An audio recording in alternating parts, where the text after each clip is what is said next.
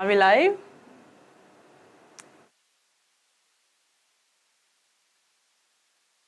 Yes, we are live. Hello everyone, this is Veena Yadav. I welcome you all to Infinity Learn NEET by Shri Chaitanya. आज मैं सुबह से बहुत ज़्यादा overwhelmed होके घूम रही हूँ क्योंकि आज जेई का रिजल्ट आया है एंड हमारा टॉप रैंकर बच्चा is from Shri Chaitanya itself. First से लेकर के 12th तक आप सोचिए सारी क्लासेस उसने चैतन्य के साथ ही लगाई है। तो मैं दिल से ये चाहती हूँ कि मेरे नीट के बच्चों को भी ऐसा ही रिजल्ट हमें देखने को मिले। 7th को जो एग्जाम होगा उसके अंदर मेरे सारे के सारे बच्चे बहुत अच्छी रैंक लेकर के आए। टॉप 10 में से एटलीस्ट टॉप 5 रैंक तो हमारी होनी चाहिए बच्चे।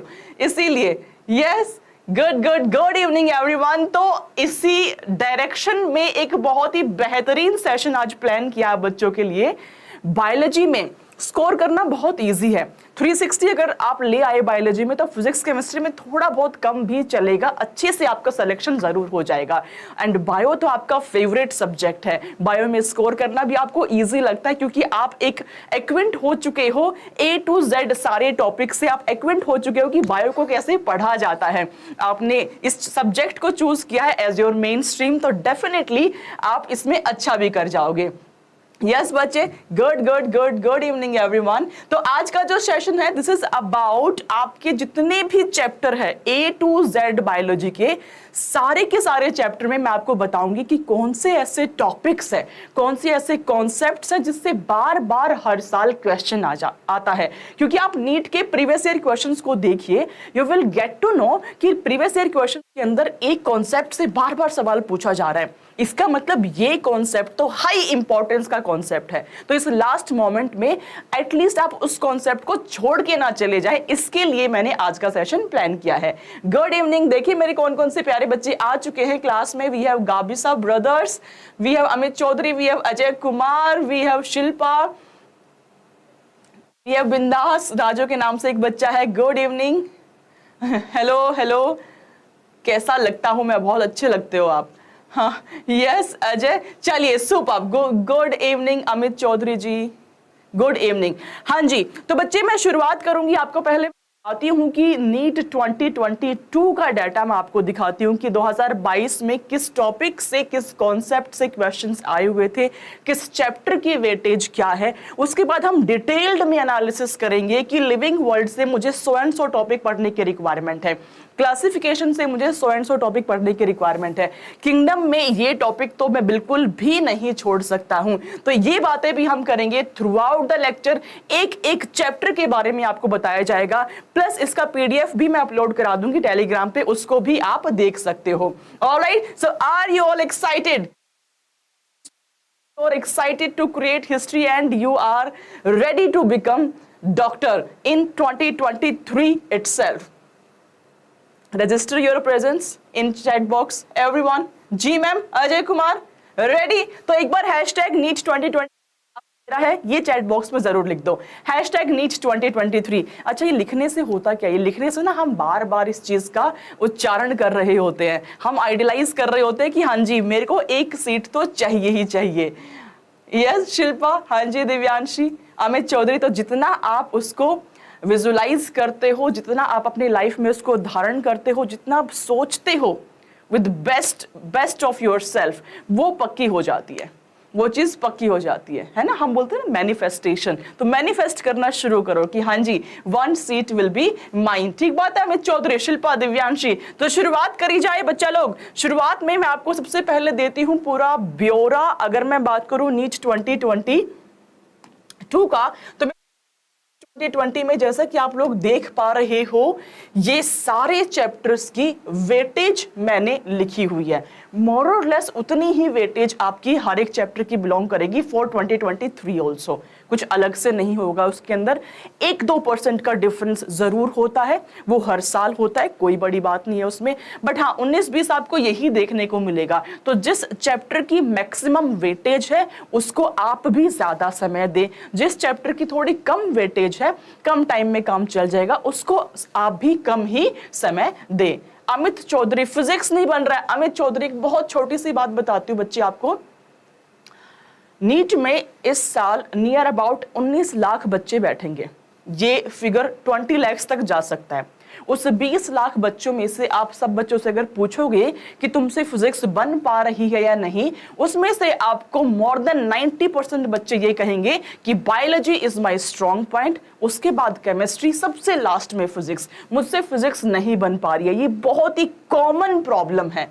तो आप ये सोचो, आपका जो एडमिशन होगा वो तो रिलेटिव होगा, सबके मार्क्स दायरे में आएंगे, कट ऑफ डिसाइड होगी। तो जब सबको ही डर लगता है फिजिक्स से, तो आप कुछ नए तो नहीं रहे। तो कट ऑफ अगर डिसाइड होगी तो सबके रिस्पेक्ट में आपकी कट ऑफ डिसाइड होगी। तो आप सारे ही बच्चे एक ही रेस में हो, सारे ही बच्चे एक ही लेन में प्रेजेंट हो। तो घबराओ नहीं इस चीज से, हमेशा अपने स्ट्रॉन्ग पॉइंट्स पे वर्कआउट करो। जो वीक पॉइंट है आपका फिजिक्स से, सबका वीक पॉइंट है। हाँ, मैं नहीं कहती हूँ उसको छोड़ ही दो बिल्कुल। ऑफ कोर्स गाड़ी के ये 4 पहिए हैं, बॉटनी, ज़ूलॉजी, फिजिक्स, केमिस्ट्री, चारों सब्जेक्ट आपको आना बहुत जरूरी है। बट अगर फिजिक्स वीक है तो आपको अपनी स्ट्रेटेजी को थोड़ा सा ऐसे टिल्ट करना पड़ेगा, अपने मेथड्स को हल्का सा चेंज करना पड़ेगा, ताकि आप एग्जाम में बेहतर परफॉर्म कर पाए। ठीक है, तो परेशान नहीं होइए फिजिक्स को लेकर के। Lakshmi, Amit Chaudhary, Ajay Kumar, Divyanshi Bhargav, Shilpa, everyone, am I clear to all of you? तो चलिए, लास्ट ईयर, प्रीवियस ईयर 2022 का ये डाटा मैं आप बच्चों को दिखा रही हूं। हम स्टार्ट करते हैं जेनेटिक्स से। आप में जितने बच्चे मेरे साथ यहां बैठे हुए हो, be it Lakshmi, be it Gabisa, be it Amit Chaudhary, be it Divyanshi, be it Ajay Kumar, सारे के सारे बच्चों को अच्छे से पता है कि पूरे सिलेबस में अगर मैं आपको एक चीज ऐसी है जिसके लिए कहूंगी भाई बिल्कुल छोड़ के ही नहीं जाना, एक एक वर्ड आपको अच्छे से आना चाहिए, दैट वुड बी जेनेटिक्स। क्यों कहूंगी? क्योंकि 18% वेटेज रखता है आपके एग्जाम के अंदर। जेनेटिक्स एंड इवोल्यूशन में आपके 3 चैप्टर है, प्रिंसिपल ऑफ इनहेरिटेंस वाला, molecular basis and evolution. Evolution से उतने क्वेश्चन नहीं आते, बट बाकी 2 चैप्टर से मेरे प्यारे बच्चों भर भर के क्वेश्चंस आते हैं। मॉलिक्यूलर बेसिस से 7-8 क्वेश्चन निपटा देगा एक चैप्टर तुम्हारा। तो आप सोचिए, इस चैप्टर का एक एक लाइन, एक भी लाइन मिस करना आप बिल्कुल भी अफोर्ड नहीं कर सकते हो। तो maximum weightage my dear kids is 18%। Then comes human physiology 11% है, प्लांट का 10% है। अब ये लास्ट ईयर का एग्जाम का डाटा कहता है किसी साल प्लांट फिजियोलॉजी ज्यादा पूछ लिया जाता है, ह्यूमन कम, किसी साल ह्यूमन ज्यादा, प्लांट कम। तो ये 1-2% का डिफरेंस चलता है, बट दोनों ही physiology, be it plant physiology, be it human physiology, both are very important for your examination, right. Moving ahead to पहली जो रिप्रोडक्शन वाली है, जिसमें तुम्हारा SRFP भी आ गया, जिसमें तुम्हारा पहला रिप्रोडक्शन इन ऑर्गेनिज्म वाला चैप्टर भी आ गया, सिंपल सा साधारण सा चैप्टर। इसमें आपका ह्यूमन रिप्रोडक्शन भी आ गया, इसमें आपका रिप्रोडक्टिव हेल्थ भी आ गया। ये चारों चैप्टर की मैं बात करूं मेरे प्यारे बच्चों, 11% की अराउंड ही इसकी वेटेज होती है। Then structural organisation of plant and animals 8%।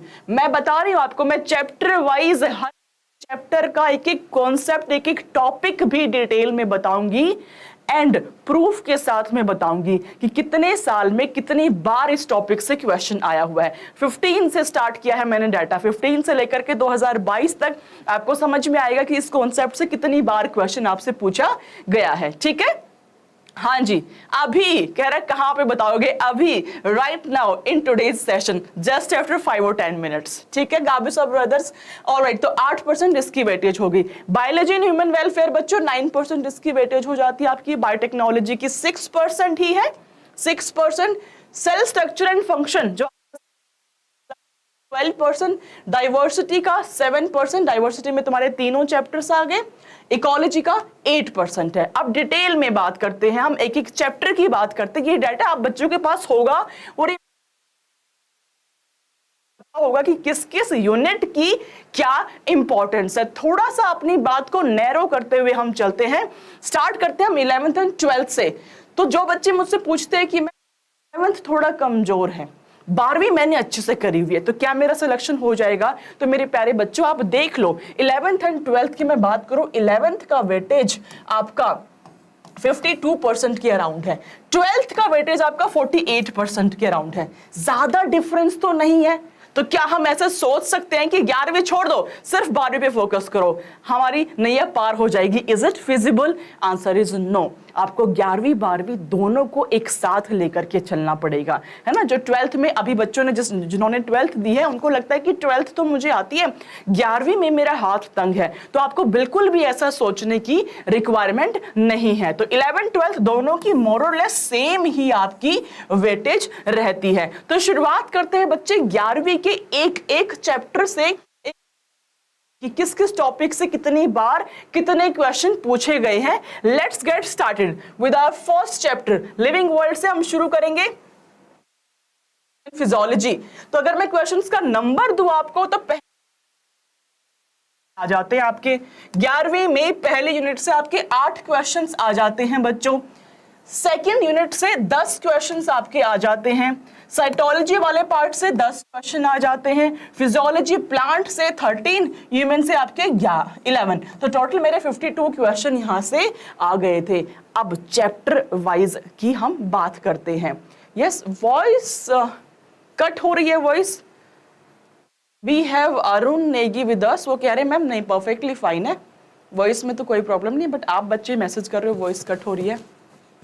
Arun, बहुत सारे बच्चे हाँ लिख रहे हैं। अरुण कह रहे हैं मेरे को 1 मिनट दो भाई, मैं अपनी एक्सपर्टीज अभी इस्तेमाल कर रहा हूं।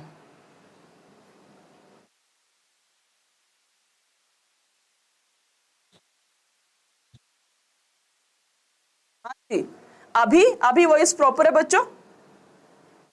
Yes, all of you can hear me now.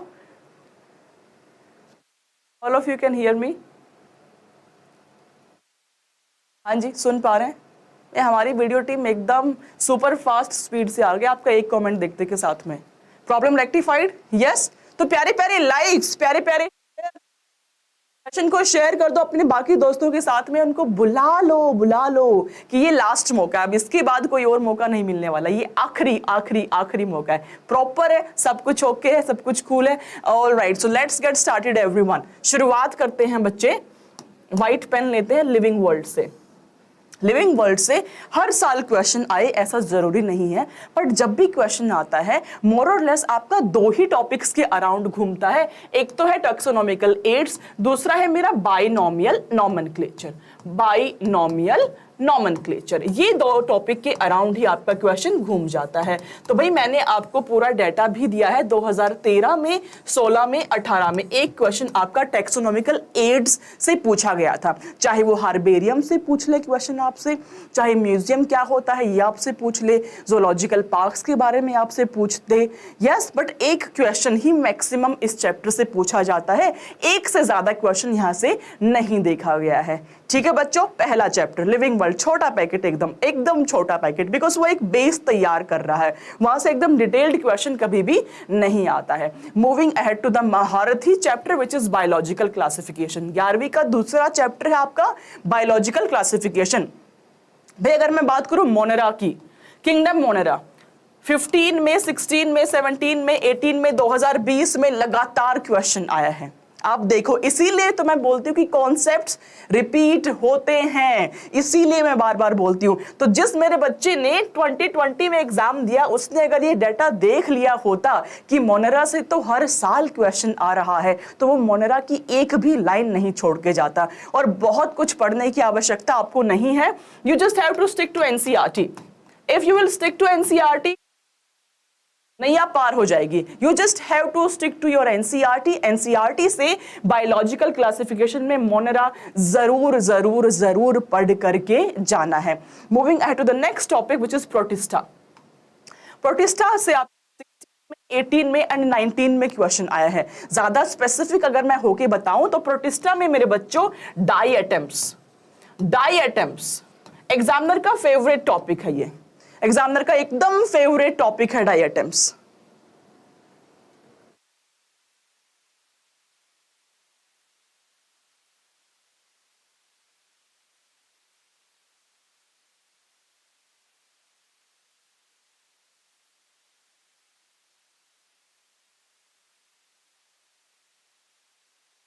All right. देखो मैंने कहा था ना अरुण हमारे एक्सपर्ट हैं, उन्होंने पता लगा लिया कि क्यों प्रॉब्लम हो रही है, इसीलिए एक्सपर्ट है। वॉइस कट के आ रही है, अभी ठीक आ रही है?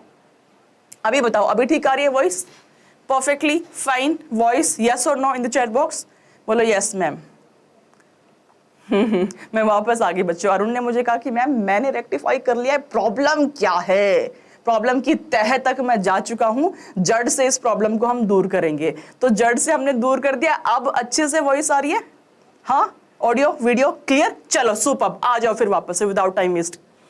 प्रोटिस्टा में मैंने कहा डायटम्स, एग्जामिनर का फेवरेट टॉपिक है भाई, डायटम से जरूर आपसे सवाल पूछ लेगा, डायटम से नहीं तो डिनोफ्लैजिलेट से पूछ देगा, डिनोफ्लैजिलेट से नहीं तो तुम्हारा युगलीना से पूछ देगा, इससे बाहर सवाल नहीं करेगा, इससे बाहर सवाल नहीं पूछा जाएगा। तो डायटम्स, डिनोफ्लैजिलेट, युगलीना, ये तीनों टॉपिक्स आपके टिप्स पे होने चाहिए। मूविंग है टू फंजाई। फंजाई ने भैया जो अपनी जगह बनाई है ना क्लासिफिकेशन के अंदर, देख लो तुम लोग 16 में, 18 में, 19 में निरंतर बार बार सवाल पूछा गया इस टॉपिक से। और बच्चों मजे की बात यह है कि बहुत ज्यादा पढ़ने की आवश्यकता भी नहीं है, एनसीईआरटी पढ़ लो, मजे ही मजे हैं आपके। एनसीईआरटी से फंजाई को डिटेल में आप जरूर पढ़ करके जाना है आपको, ठीक है बच्चों। अच्छा एक और चीज, तुम लोग एनसीईआरटी में मेंशन करते हुए चलो मैं जिस टॉपिक का नाम ले रही हूं, ताकि आपके मस्तिष्क में, आपके एनसीईआरटी में प्रिंट हो जाए क्या क्या टॉपिक से क्वेश्चन आने वाले हैं, ठीक है जी। चलिए next is viruses, viroids and lichens.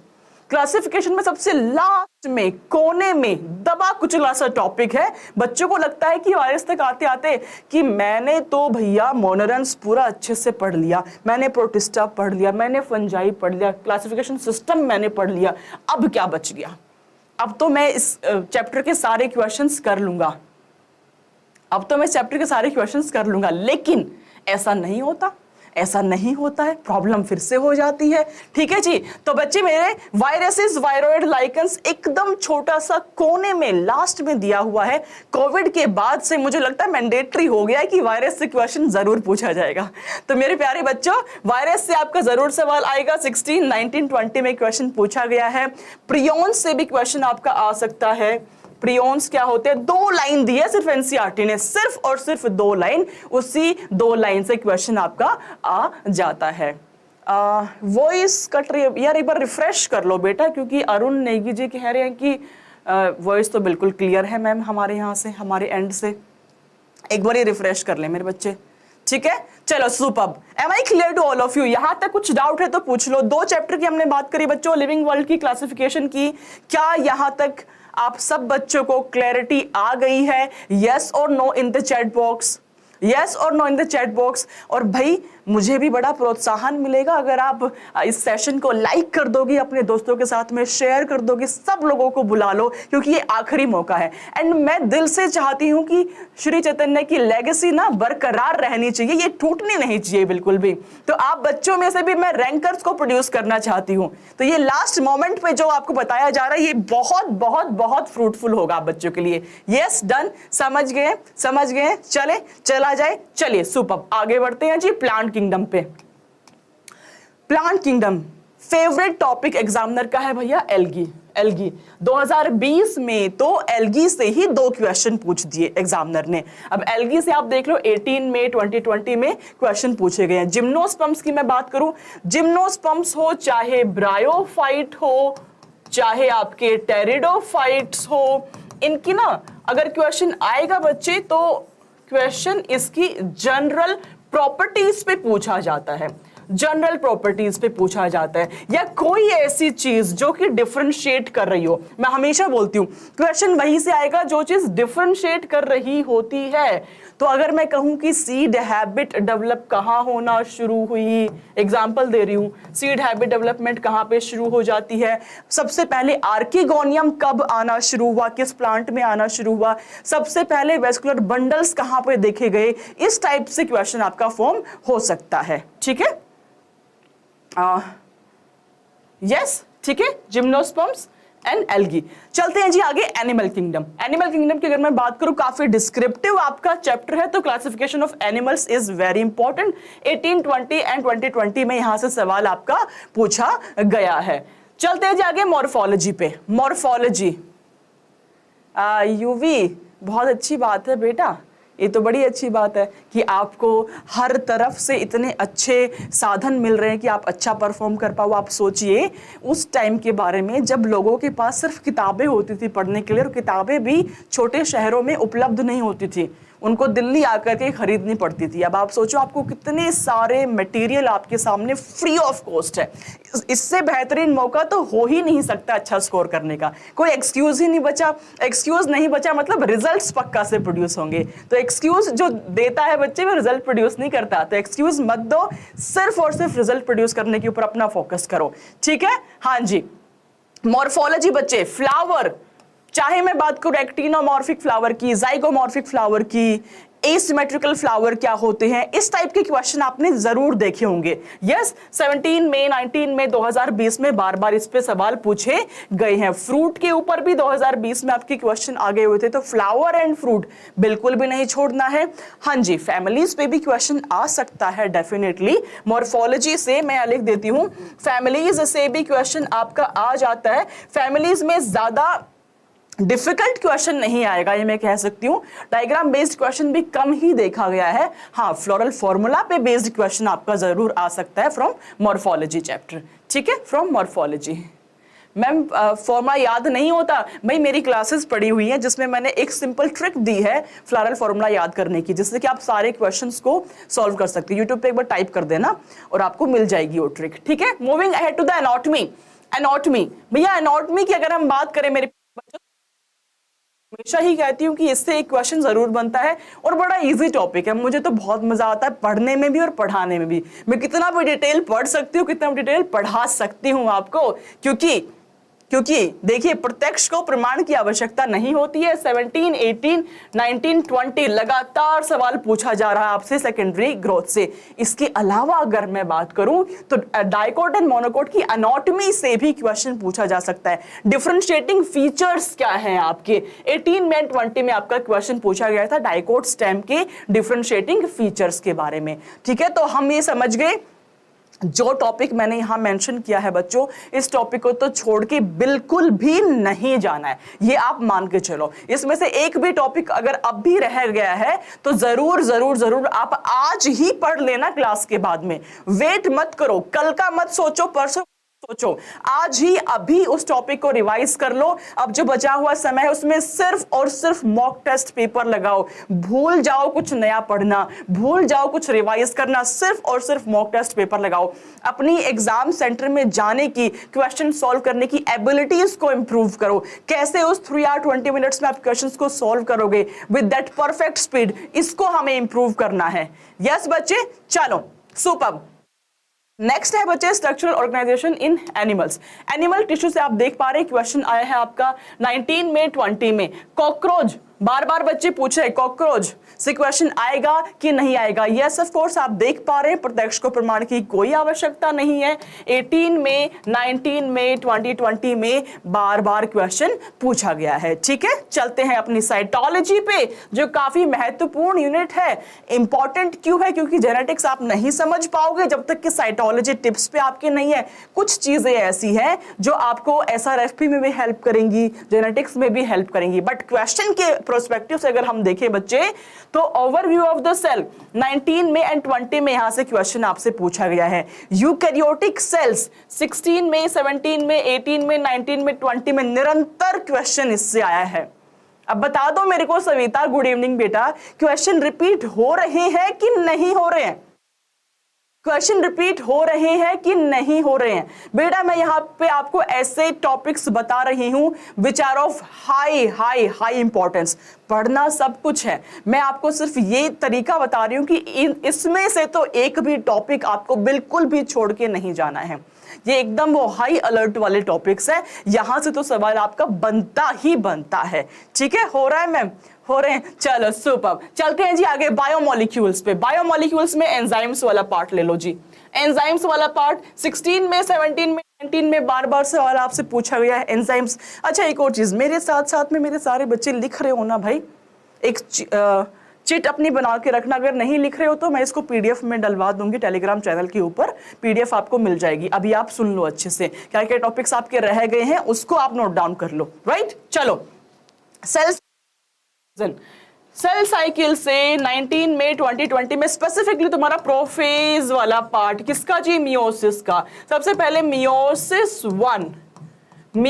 One के जो भी तुम्हारी स्टेज हैं, कहां पे रिकॉम्बिनेंट नोड्यूल्स बन रहे हैं, कहां पे रिकॉम्बिनेज एंजाइम फंक्शन कर रहा है, एनाफेज के बाद में क्या हो रहा है, ये सारी बातें आपको पता होना चाहिए। मियोसिस के ऊपर क्वेश्चन आपका जनरली पूछा जाता है। हाँ, पहले न्यूमेरिकल भी आता था वो 2C2N वाला, बट अब आजकल उसका ट्रेंड ब्रेक हो गया है और आपसे सिंपली मियोसिस वन के ऊपर क्वेश्चन ही बार बार पूछा जा रहा है।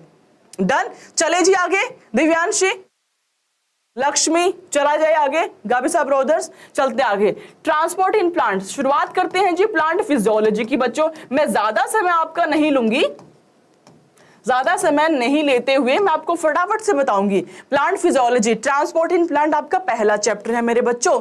जो प्लांट वाटर रिलेशन है, स्पेसिफिकली ऐसा टाइप का क्वेश्चन आपने सॉल्व भी किया होगा कि water potential of pure water is 0। Statement correct है कि इनकरेक्ट है, पूछा हुआ होता है।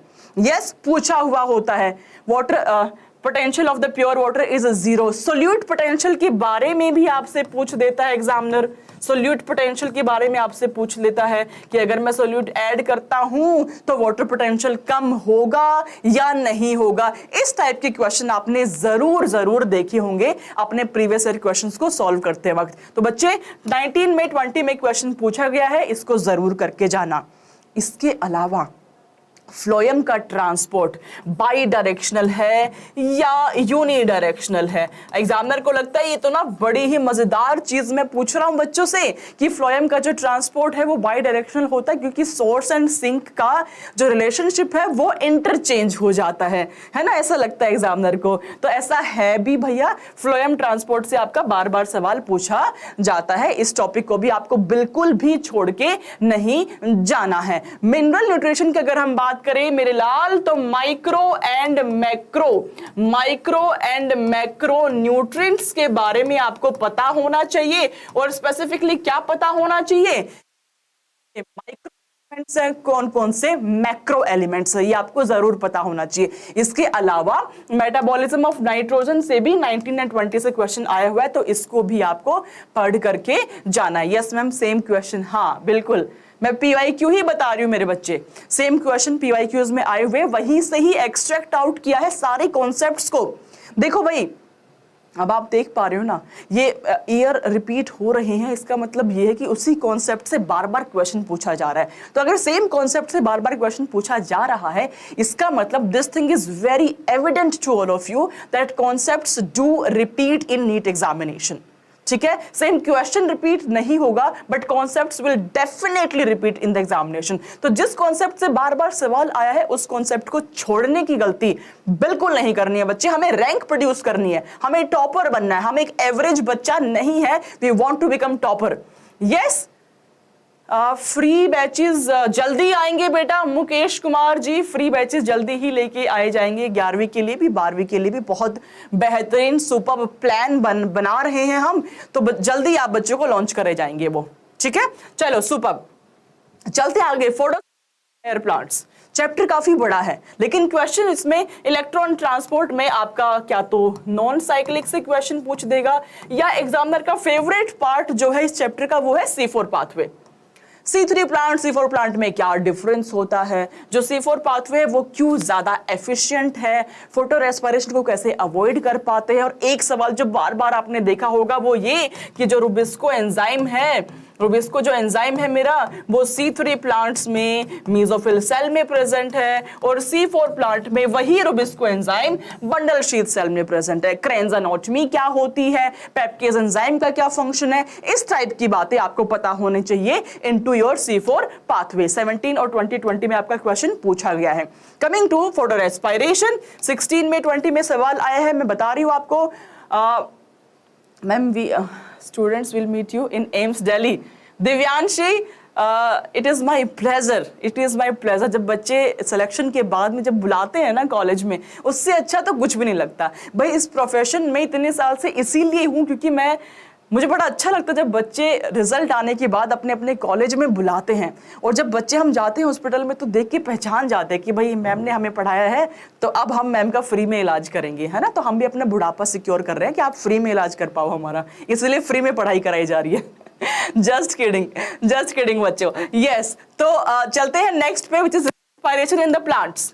नेक्स्ट टॉपिक भाई बहुत इजी क्वेश्चन आता है एरोबिक रेस्पिरेशन से। सिंपल क्वेश्चन आप उठा के देख लो। ग्लाइकोलाइसिस का पहला ही एंजाइम हेक्सोकाइनेज पे क्वेश्चन आपसे पूछ दिया, बताओ और क्या लोगे भैया, और क्या लोगे आप। हेक्सोकाइनेज पे क्वेश्चन आपसे पूछ लिया, है ना। ग्लूकोज को ग्लूकोज 6 फॉस्फेट में कन्वर्ट करने वाला एंजाइम का नाम बता दो जी, आपको पता है हेक्सोकाइनेज। 4 नंबर फटाफट से पॉकेट में आपके आ गए, राइट। तो एरोबिक रेस्पिरेशन 17, 18, 2020 बार सवाल पूछा गया है। एम्फीबॉलिक पाथवे एक चार्ट बना हुआ है, एम्फीबॉलिक पाथवे का चार्ट आपकी एनसीईआरटी में बना हुआ है। 2016 में वो सेम टू सेम चार्ट दे दिया था और उससे क्वेश्चन आपसे पूछ लिया था। इसके अलावा एक लास्ट में टॉपिक है मेरे बच्चों, आरक्यू वैल्यू, है ना। मैंने शॉर्ट वीडियो में भी आपको पढ़ाया है, डिस्क्रिप्टिव लेक्चर में भी आपको पढ़ाया है। आरक्यू वैल्यू इतना सा टॉपिक है, गिनती की 7-8 लाइनें हैं, पर हर साल उससे क्वेश्चन पूछ लिया जाता है। तो आरक्यू वैल्यू भी आपके टिप्स पे होना चाहिए। आरक्यू वैल्यू क्या है, कार्बोहाइड्रेट्स की वैल्यू क्या होती है, प्रोटीन की वैल्यू क्या है, फैट्स की क्या है, ऑर्गेनिक एसिड की क्या है। एग्जांपल जो दिया है वो पढ़ लो बस।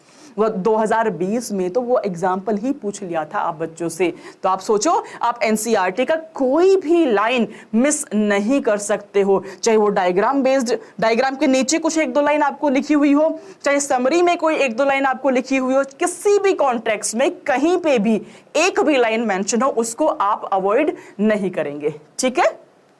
RQ value super everyone. चलते हैं अपने आखिरी चैप्टर पे, प्लांट फिजियोलॉजी के, which is plant growth and development. Plant growth and development में तो आप फाइटो हॉर्मोन्स को पढ़ लीजिए बच्चों। फाइटो हॉर्मोन्स, हर एक हार्मोन का फंक्शन आपको पता होना चाहिए। हर एक हार्मोन के बारे में आपको ये जरूर पता होना चाहिए कि डिस्कवरी उसकी कैसे हुई थी, क्या फंक्शन वो प्ले करता है। तो भाई 15 में, 16 में, 17 में, 19 में, 20 में निरंतर लगातार बार सवाल पूछा गया है about the functions of phyto hormone. तो सारे के सारे हार्मोन्स के, ऑक्सिन हो, साइटोकाइनिन हो, जिबरलिन हो, हर एक हार्मोन का फंक्शन मेरी टिप्स पे जरूर होना चाहिए। डोरमेंसी कौन ब्रेक कर रहा है मुझे पता होना चाहिए। यस अजय कुमार, हाँ यस अजय कुमार। चलिए आगे बढ़े ह्यूमन फिजियोलॉजी पे। ह्यूमन फिजियोलॉजी भैया देख लो, डाइजेशन एंड एब्जॉर्प्शन वाला चैप्टर। मैम इन हार्मोन का टेस्ट भी इंपॉर्टेंट है क्या? यूवी भाई देखो, मैं फिर से अपनी बात दोहरा रही हूं, इंपॉर्टेंट तो पूरी एनसीईआरटी है। एनसीईआरटी का कोई भी वर्ड आप नहीं मिस कर सकते हो। लास्ट ईयर का मुझे क्वेश्चन याद आता है जेनेटिक्स का, जिसमें मस्कुलर डिस्ट्रॉफी पे आपसे क्वेश्चन पूछ लिया था। वो कहाँ लिखा हुआ है? पेडिग्री का एग्जाम्पल दिया हुआ है, उसके नीचे एग्जाम्पल में मेंशन किया हुआ है मस्कुलर डिस्ट्रॉफी के बारे में। तो उस लाइन से क्वेश्चन को उठा लिया गया था। तो एनसीईआरटी को आप बिल्कुल भी कहीं से भी, ऐसा नहीं है कोई लाइन नहीं है जिसको मैं कह दूं कि इसको आप छोड़ के चले जाओ, कोई प्रॉब्लम नहीं है ना। ये मैं आपको प्रीवियस ईयर क्वेश्चंस के बेस्ड पे एनालिसिस करके ये बता रही हूँ कि कुछ ऐसे टॉपिक है which are of high importance. इस टॉपिक से तो क्वेश्चन आपका जरूर आता ही आता है, ठीक है। Am I clear to you? The agenda of the lecture is clear to you? Yes everyone. बिल्कुल भी मैं आपको प्रोत्साहित नहीं कर रही हूं कि आप सिर्फ ये पढ़ो बाकी कुछ मत पढ़ो। आपको सब कुछ पढ़ना है, ये छोड़ना नहीं है बिल्कुल भी। ये मैं आपको समझा रही हूं, दोनों बातों में डिफरेंस है, ठीक है। चलिए डाइजेशन एंड एब्जॉर्प्शन की बात करें। डाइजेस्टिव सिस्टम मेरे प्यारे बच्चों, डाइजेस्टिव सिस्टम देखो भाई, सिंपल सी बात है, मैं हिस्ट्री में हूं तो मुझे ना बच्चों को फालतू में इमोशनल करके गुमराह करना बिल्कुल भी नहीं आता है ना। वो फालतू के इमोशंस आप घर पे दिखाओ, क्लास में सिर्फ लॉजिकल बात करो, क्लास में सिर्फ और सिर्फ प्रैक्टिकल बात करो जो बच्चों के काम आए, दैट्स ऑल। ठीक है अविनाश, ठीक है शिल्पा। चलो डाइजेस्टिव सिस्टम मेरे बच्चों 17, 18, 19, 20, 20 बार हर साल क्वेश्चन आया है, आप देख पा रहे हो, तो इसको नहीं अवॉइड करना।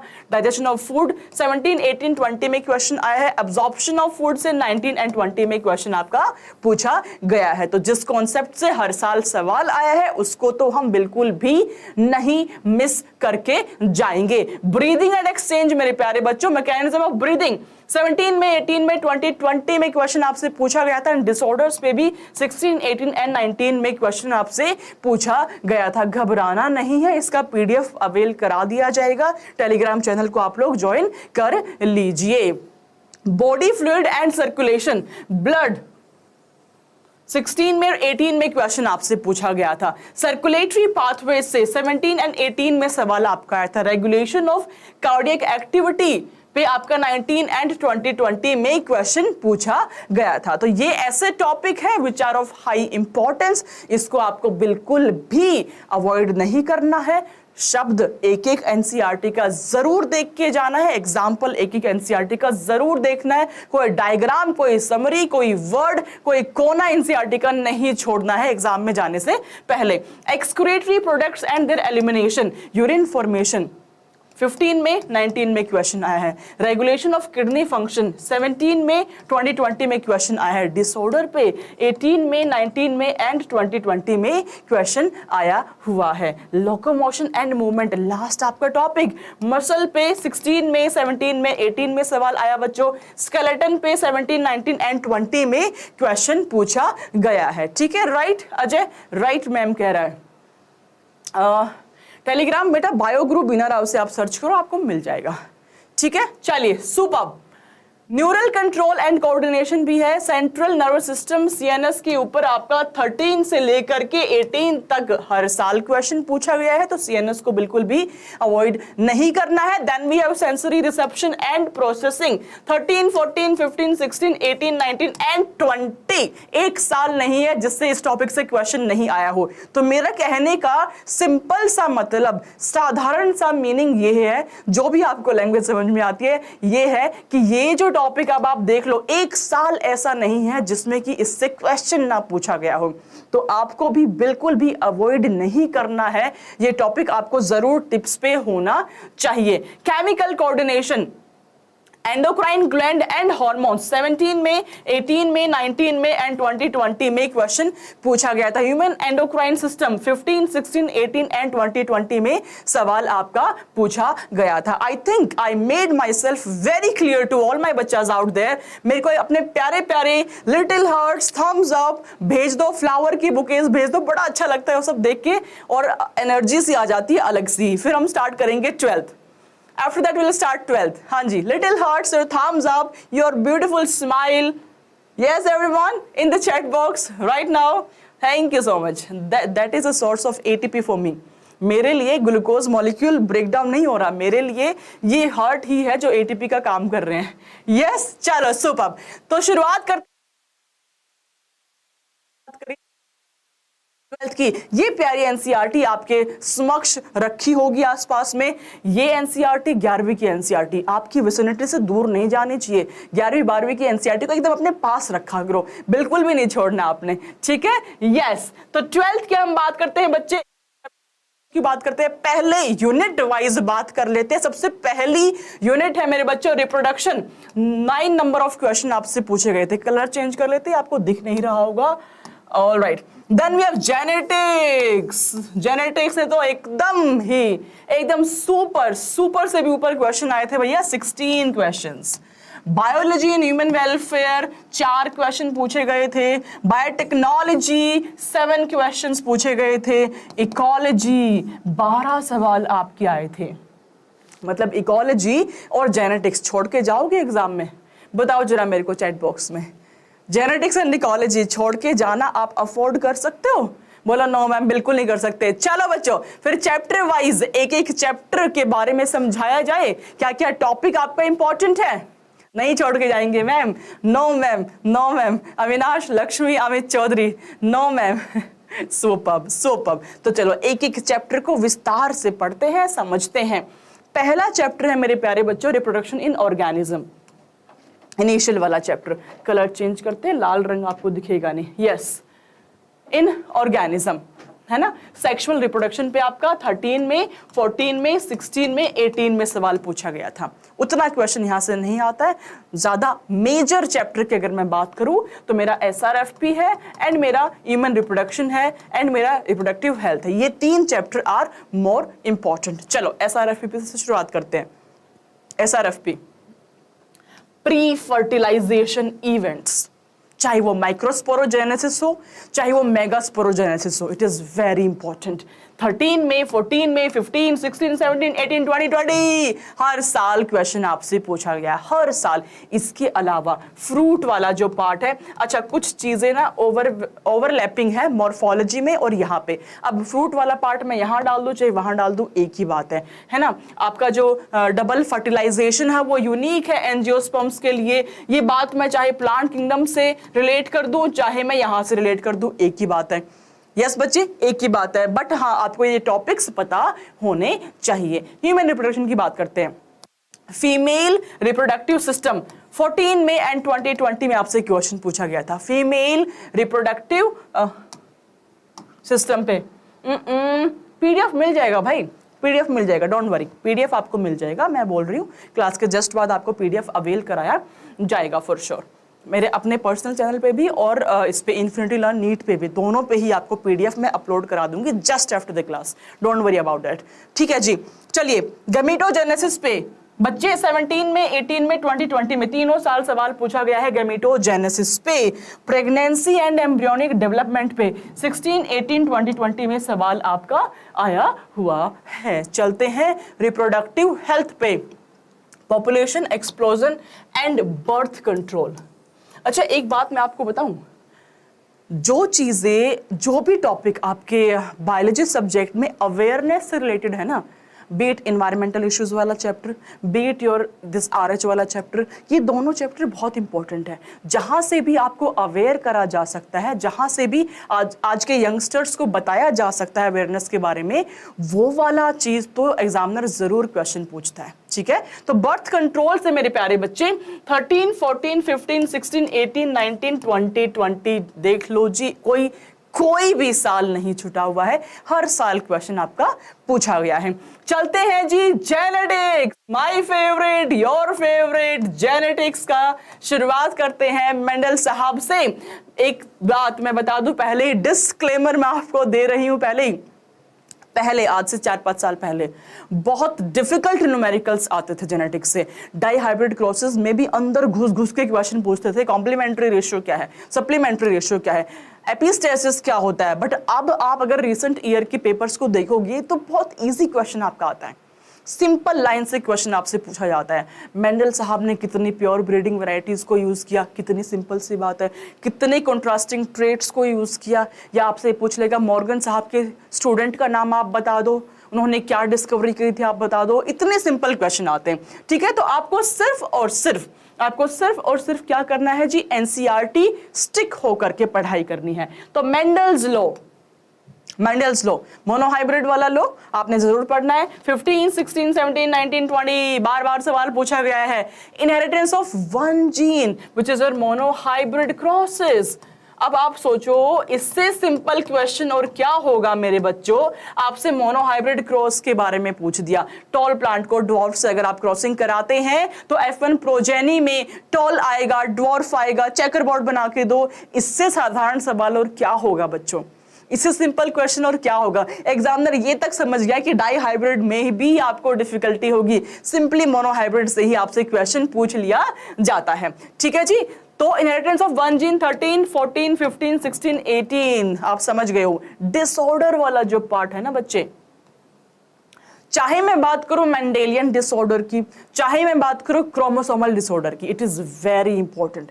2020 का पेपर उठाओ, क्लिनफिल्टर सिंड्रोम के बारे में पूछा हुआ है। 19 का उठाओ, डाउन सिंड्रोम के बारे में पूछा हुआ है। तो दोनों ही टाइप के मेंडेलियन और क्रोमोसोमल दोनों बहुत इंपॉर्टेंट है बच्चे। आपको शब्द बाई शब्द याद होना चाहिए एनसीईआरटी का कि ट्राइसोमी ऑफ 21 आपका डाउन सिंड्रोम होता है। You should be thorough with this thing. ठीक है बच्चे, क्लिनफिल्टर के अंदर एनसीईआरटी ने लिखी है कि फीमेल गायनोकमेस्टिया होता है, यस, XXY कंडीशन होती है। ये एक एक चीज आपके जहन में बैठ जानी चाहिए। तो disorder are very very very important. 13, 14, 15, 16, 17, 18, 19, 20 and list goes on. कोई भी साल नहीं है जिसपे कि इस टॉपिक से सवाल ना पूछा गया हो। तो भाई अब आप मुझे एक बात बताओ, इतना इंपॉर्टेंट आपका सेशन मैंने लिया है, आपको पता है कि डिसऑर्डर पे क्वेश्चन आएगा ही आएगा। अब भी अगर छोड़ के जाओगे इस टॉपिक को, अब भी अगर एनसीईआरटी से नहीं पढ़ा आपने तो यहां से ना फ्लाइंग चप्पल आएगी फिर मैम की। अब मैम नहीं, माँ बन जाऊंगी मैं। फ्लाइंग चप्पल मिलेगी आपको यहां से। इतना बताने के बाद भी अगर नहीं पढ़ के गए तो मैम की, मैम या माँ बुला लो, मुझे फ्लाइंग चप्पल आएगी। समझ गए हो? मैम न्यूमेरिकल, बेटा न्यूमेरिकल अब आना थोड़ी कम हो गई है। हाँ, पहले कलर ब्लाइंडनेस पे न्यूमेरिकल्स आती थी डेफिनेटली, उसको भी आप एक बार नजर मार लेना। हमको कहीं से भी कोई भी स्कोप नहीं छोड़ना है। That we have to sure, that we have to make sure. ठीक है, चलो सुपर, चलते हैं उस पे आ जाओ। महारथी चैप्टर है आपका, डीएनए स्ट्रक्चर, डीएनए का स्ट्रक्चर। अब आप बताइए, इतने सिंपल क्वेश्चन आपसे पूछे जा रहे हैं डीएनए के स्ट्रक्चर के ऊपर। 17 में, 18 में, 2020 में क्वेश्चन पूछ लिया गया था। आरएनए वर्ल्ड के बारे में आपसे 15, 17, 18 में सवाल पूछा गया है। रेप्लिकेशन की प्रोसेस 16, 17, 18, 20 में सवाल पूछा गया है। रेगुलेशन ऑफ जीन एक्सप्रेशन आपका लैक ऑपिरॉन 16 में, 18 में, 19 में सवाल पूछा गया। डीएनए फिंगरप्रिंटिंग, आजकल ये फेवरेट हो गया एग्जामिनर का, fingerprinting and human genome project. उसकी किसी डाटा से क्वेश्चन पूछ लेगा या फिंगरप्रिंटिंग से भी आपसे सवाल पूछ सकता है कि आप इसका बेसिस बता दो। लास्ट ईयर का क्वेश्चन, फिंगरप्रिंटिंग का बेसिस क्या होता है जी? पॉलीमॉर्फिज्म होता है। कौन सी बड़ी बात है इसके अंदर? 16, 19 एंड 20 एंड 2022 भी मैं यहाँ लिख देती हूँ। फिंगरप्रिंटिंग पे क्वेश्चन आपसे पूछा गया है। Then we have translation, 16, 18 and 2020 में सवाल आपसे पूछा गया है। तो ये टॉपिक्स आप देख लो मेरे प्यारे बच्चों, ये टॉपिक तो बिल्कुल भी छोड़ के नहीं जाना है। इसके अलावा क्या हुआ भाई? अरे मैम चप्पल मत मारना, हम जूता खा लेंगे, हम जूता खाने में एक्सपर्ट है। फ्लाइंग चप्पल एक कहावत है ना, इसलिए चप्पल की बात आ गई। ठीक है। हाँ जी, जस्ट किडिंग। तो आप समझ पा रहे हो, मॉलिक्यूलर बेसिस ऑफ इनहेरिटेंस जो आपका एमबीआई वाला चैप्टर है मेरे बच्चों, it is very very very important. इसीलिए नंबर ऑफ क्वेश्चन यहां से ज्यादा भी आपसे पूछे गए थे। ऑलराइट, चलो जी इवोल्यूशन की बात कर लेते हैं। एविडेंस फॉर इवोल्यूशन 15 में, 16 में, 18 में, 2020 में सवाल आपसे पूछ लिया गया।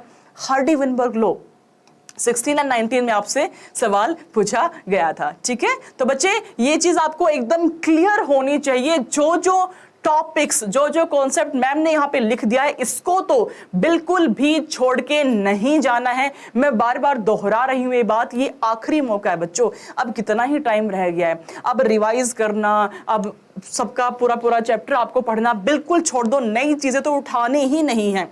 अब सिर्फ और सिर्फ मॉक टेस्ट पेपर लगाओ, मॉक टेस्ट पेपर लगाओ, गलतियां फाइंड आउट करो, उस जहां पे गलती कर रहे हो सिर्फ और सिर्फ वही कॉन्सेप्ट पढ़ो, वापस से शुरुआत करो। ठीक है, वापस से मॉक टेस्ट लगाओ, यही करना है आपने और कुछ भी नहीं करना है। चलिए चलते आगे, हेल्थ एंड डिजीज की बात कर लेते हैं। कॉमन डिजीज आरएनए वर्ल्ड 15, 16, 17, 18, 19, 20 बार बार क्वेश्चन आया, आप देख पा रहे। इम्यूनिटी, हाँ जी, मैंने कहा ना, जो चीज अवेयरनेस के लिए इंपॉर्टेंट है उससे तो सवाल आपका जरूर पूछा जाता है। अब इम्यूनिटी के बारे में अगर आप पढ़ेंगे लिखेंगे तो आपको समझ में आ पाएगा, आप अच्छे से उसको अपनी डे टू डे लाइफ में भी यूज कर पाएंगे। इसीलिए मेरे बच्चों, environmental issues, reproductive health and human health and disease, ये तीनों चैप्टर से तो क्वेश्चन बनेगा ही बनेगा, फॉर श्योर बनेगा आपका। जो टॉपिक्स आपको दे दिए हैं उसको नहीं छोड़ के जाना। इम्यूनिटी से 15 में, 16 में, 17, 18, 19, 20 में क्वेश्चन आपसे पूछा गया है। चले नेक्स्ट चैप्टर पे। अच्छा मेरे को बता दो, इसमें बच्चे लोग, प्यारे बच्चे लोग, मेरे को चैट बॉक्स में बता दो, क्या ये सेशन आपके लिए फ्रूटफुल आपको लग रहा है? यस और no in the chat box. अगर फ्रूटफुल है तो इसको शेयर करना अपने दोस्तों के साथ में। मैं आपको बार बार बताती हूँ कि श्री चैतन्य की लेगेसी है टॉपर्स को प्रोड्यूस करने की। अब आपके पास मौका है कि आप इन्फिनिटी लर्न के थ्रू यूट्यूब पे फ्री भी पढ़ाई कर सकते हो, तो इससे बेहतरीन मौका और कुछ नहीं मिलने वाला। यस यस, दिव्यांशी, युवी, लक्ष्मी, गाबिसा, अविनाश, शिल्पा कुमारी, यस एवरीवन, सेशन को शेयर जरूर करना है अपने सारे दोस्तों के साथ में कि ये टॉपिक्स आप बिल्कुल भी छोड़ के ना जाएं। Moving ahead to the next topic, strategy enhancement, animal husbandry. 17 में मेरे बच्चों, 19 में एंड 2020 में, ये तीनों साल इस पे क्वेश्चन आया हुआ था। प्लांट ब्रीडिंग पे 16 में एंड 20 में क्वेश्चन आपसे पूछा गया था, तो ये टॉपिक्स को आपको नहीं छोड़ना है। माइक्रोब्स की बात कर लेते हैं बच्चों, microbes in human welfare. In industrial products वाले माइक्रोब्स आपको पता होने चाहिए, टिप्स पे होने चाहिए। लैक्टोबैसिलस के बारे में सवाल पूछ देता है बहुत बार बार आपसे, ठीक है जी। 15, 16, 17, 19, 20 बार सवाल आता है लैक्टोबैसिलस के ऊपर। यस बच्चे, microbes as bio control agents 19 and 20 में आपका सवाल पूछा गया है microbes as bio control agent के ऊपर। चले आगे चलते हैं। बायोटेक्नोलॉजी, आप में से कुछ बच्चों के पास biotechnology as a main subject भी होगा। है किसी के पास? इन द चैट बॉक्स है किसी के पास biotechnology as a main subject? Lakshmi, Divyanshi, Avinash. Yes, तो बायोटेक्नोलॉजी में बच्चों टूल्स ऑफ यानी टेक्नोलॉजी, टूल्स ऑफ RDT 16 में, 17 में, 19 में, 20 में बार क्वेश्चन इससे पूछा गया है। Then we have process of RDT 16, 17, 18, 20 में आपसे क्वेश्चन पूछा गया है। नहीं है? अच्छा नहीं है, कोई बात नहीं है तो परेशान ना होइए।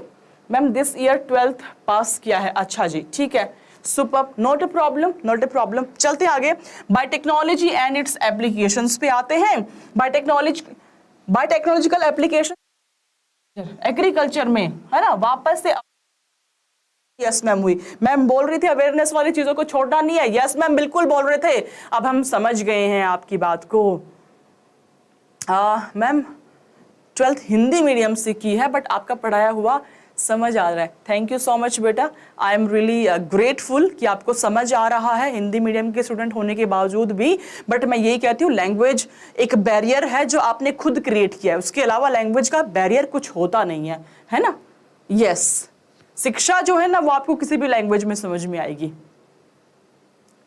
वॉइस मेरी कट हो गई है, क्या बात कर रहे हो? रिफ्रेश कर लो बच्चों, एक बार रिफ्रेश कर लो। एग्रीकल्चर में बायोटेक्नोलॉजी 19 में, 20 में क्वेश्चन आपसे पूछा गया है।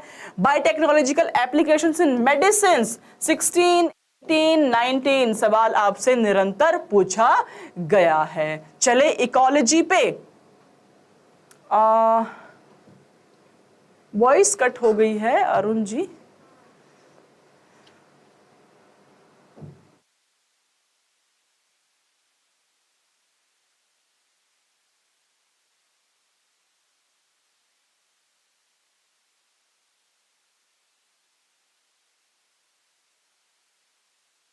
मेरी वॉइस तो जा नहीं रही है जा रही है मैम दया पता लगाओ। हाँ, CID बन जाते हैं, अभी दया को भेजते हैं पता लगाने के लिए। अभी आ रही है वॉइस बच्चों? वॉइस आ रही है? यस और no in chat box.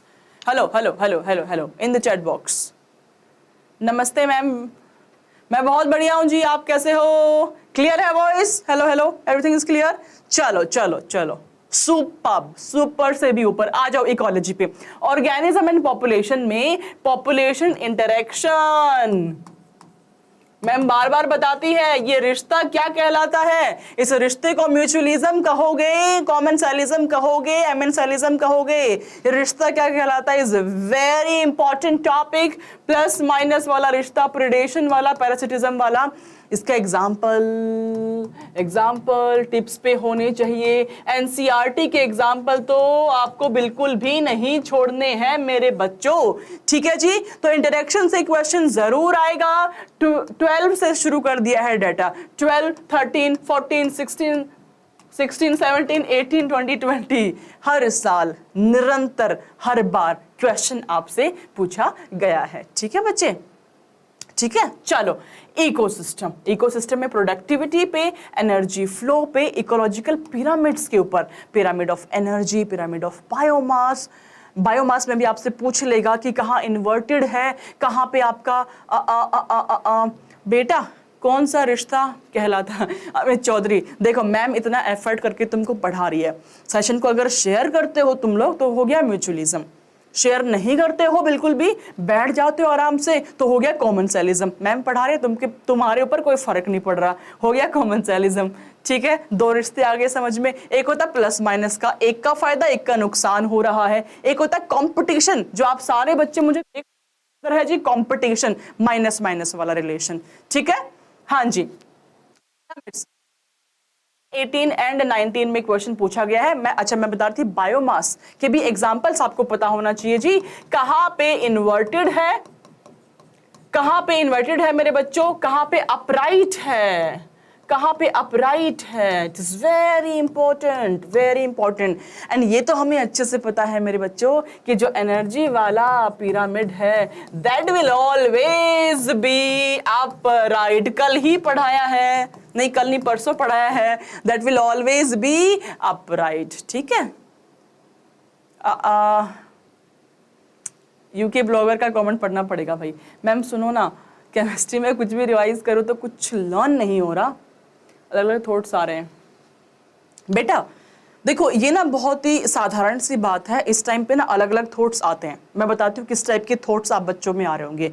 Number 1 type of thought ये आ रहा होगा कि एग्जाम इतना पास आ गया, मुझे तो कुछ आता ही नहीं है, सब कुछ पढ़ा है स्टिल आपको लग रहा होगा मुझे तो कुछ भी नहीं आता है, अब मैं क्या करूं। Number 1 thought. नंबर 2 थॉट, आपको लग रहा होगा कि मैं मॉक टेस्ट पेपर दे रहा हूं तो मार्क्स मेरे कम आ रहे हैं, मेरा तो हो ही नहीं पाएगा सिलेक्शन में, क्या करूं। Number 2 thought. नंबर 3 थॉट ये भी है कि मेरा हर एक मॉक टेस्ट पेपर में मैं 700 नंबर लेकर के आ रहा हूं, मैं तो फोड़ दूंगा, अब मुझे कुछ पढ़ने की आवश्यकता नहीं है, अब मुझे कोई मॉक टेस्ट पेपर लगाने की आवश्यकता नहीं है। ये विभिन्न प्रकार के थॉट्स आपको आ रहे होंगे। आप सोचिए आपका जो ब्रेन है ना उसका काम सिर्फ और सिर्फ ये है कि आपको पुल डाउन करना नीचे, आपको अपने ब्रेन को स्ट्रॉन्ग करना है। आपने 2 साल बहुत मेहनत कर ली है भाई, 11वीं 12वीं आपने अच्छे से पढ़ाई करी है, 12th के बाद में भी आप इस नीट एग्जाम की तैयारी कर रहे हो एक्सक्लूसिवली। आपका नहीं तो किसका सिलेक्शन होगा। अपने आप से ये बोलना शुरू करो, मेरा नहीं तो किसका सिलेक्शन होगा। मैनिफेस्ट करना शुरू करो, अपने राइट स्ट्रेटेजी पे वर्कआउट करो, कमियां खामियों की तरफ मत जाओ, अपनी एक राइट स्ट्रेटेजी के ऊपर वर्कआउट करना शुरू करो। वो मैं आपको बता चुकी हूं ऑलरेडी कि आप मॉक टेस्ट लगाओ, गलतियां निकालो, उसको रिवाइज करो, वापस से मॉक टेस्ट लगाओ, 4-5 दिन सिर्फ और सिर्फ ये करो। ठीक है, चलो बायोडाइवर्सिटी एंड कंजर्वेशन बच्चे आपका 12 में, 13 में, 14, 15, 17, 18, 19, 20 बार बार यहां से क्वेश्चन पूछा गया है। Last but not the least chapter is और इन्वायरमेंटल इश्यूज। मैंने कहा अवेयरनेस वाली चीजें तो आपको जरूर आनी चाहिए क्योंकि you are the youth of nation. आपको नहीं पता होगा तो किसको पता होगा।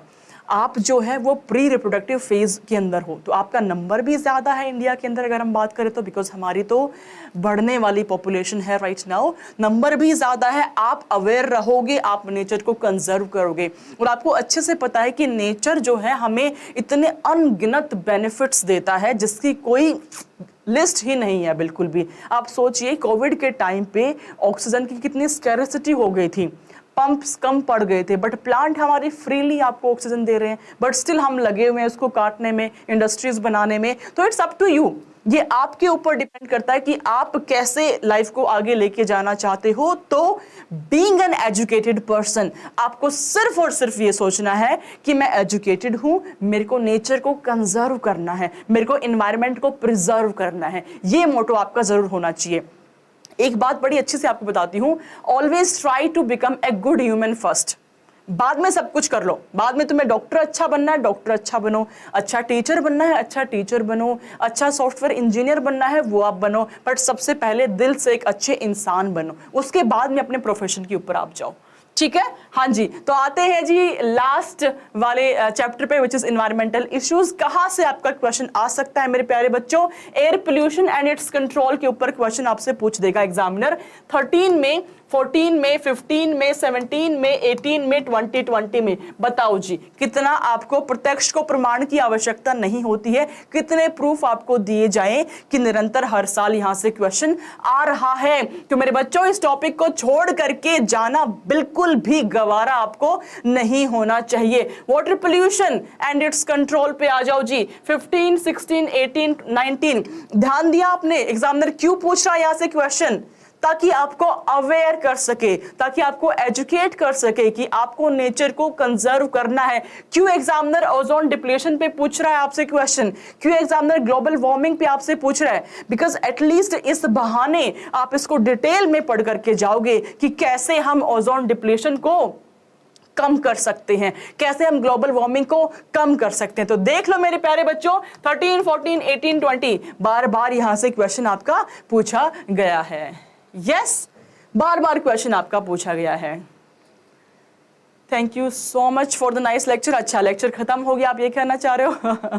यस, जस्ट किडिंग बच्चों। तो आज के लिए इतना ही, हम जल्दी ही मिलेंगे और भी बहुत सारे सुपर अमेजिंग सेशंस के साथ में। ये जो लास्ट का टाइम आपका है 7 मई को, जो आपकी जंग है ना, इस जंग में हम खड़े हैं आपके साथ में, इस जंग में आपके साथ हम जाएंगे 7 तारीख तक।